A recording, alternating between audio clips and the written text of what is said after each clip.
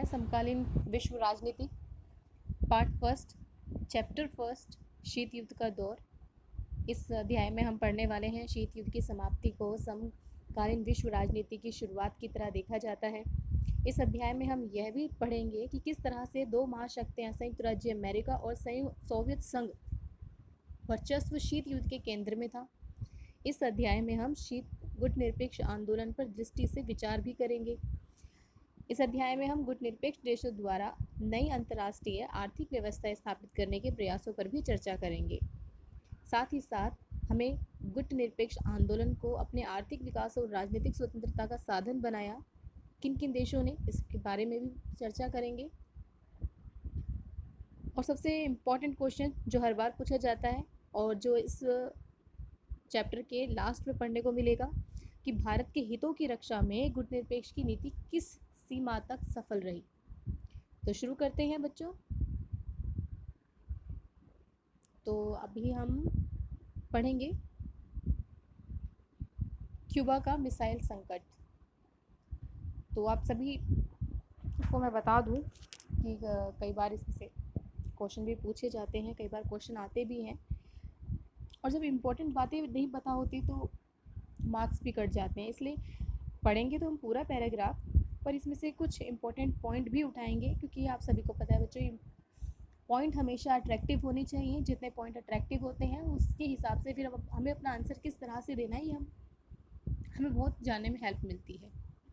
तो बात करते हैं क्यूबा का मिसाइल संकट। 1961 में अप्रैल में सोवियत संघ के नेताओं को ये चिंता सता रही थी कि अमेरिका साम्यवादी द्वारा शासित क्यूबा पर आक्रमण कर देगा और इस देश के राष्ट्रपति फिदेल कास्त्रो का तख्ता पलट हो जाएगा। क्यूबा अमेरिका का क्या था? तट से लगा हुआ एक छोटा सा द्वीपीय देश था, क्योंकि क्यूबा का जुड़ाव सोवियत संघ से था और सोवियत संघ उसे कूटनैतिक तथा वित्तीय सहायता देता था। सोवियत संघ के नेता निकिता खुश्रुचेव ने क्यूबा को रूस के सैनिक अड्डों के रूप में बदलने का फैसला लिया और इसके बाद ये और थोड़ा चिंता का विषय बन गया, क्योंकि 1962 में खुश्रुचेव ने क्यूबा में परमाणु मिसाइलें तैनात कर दी और इन हथियारों की तैनाती से पहली बार अमेरिका बहुत ही नज़दीकी निशाने में आ गया। हथियारों की इस तैनाती के बाद सोवियत संघ में पहले की तुलना अब अमेरिका के ऐसे बहुत से भूभाग थे, लगभग दुगने ठिकाने शहर थे, जो एक बार अगर युद्ध हो जाए तो उन पर आसानी से हमला बोला जा सकता था। क्यूबा में सोवियत संघ द्वारा परमाणु हथियार तैनात करने की भनक जब अमेरिका को 3 हफ्ते बाद लगी, तब अमेरिकी राष्ट्रपति जॉन एफ कैनेडी ने उनके सलाहकार ऐसा कुछ भी करने से हिचकिचा रहे थे जिससे युद्ध हो जाए दोनों देशों के बीच में। लेकिन वह इस बात को लेकर भी दृढ़ थे कि निकिता खुश्रुचेव क्यूबा से मिसाइलें और परमाणु हथियारों को हटा ले। कैनेडी ने जब आदेश दिया कि अपनी अमेरिकी जंगी बेड़ों को आगे करके क्यूबा की तरफ जाने वाले सोवियत जहाज़ों को रोका जाए। इस तरह अमेरिका सोवियत संघ को इस मामले के प्रति गंभीर चेतावनी देना चाहता था। ऐसी स्थिति में लगा कि युद्ध होकर रहेगा, परंतु युद्ध हुआ नहीं।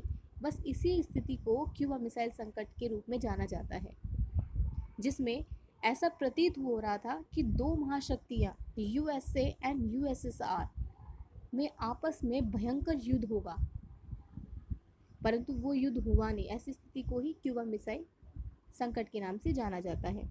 और कई बार इसमें क्वेश्चन भी पूछे जाते हैं कि क्यूबा मिसाइल संकट किसे कहते हैं, या क्वेश्चन इस तरह से आता है कि क्यूबा मिसाइल संकट से क्या तात्पर्य है। तो ये आपको बहुत हेल्प करेगा।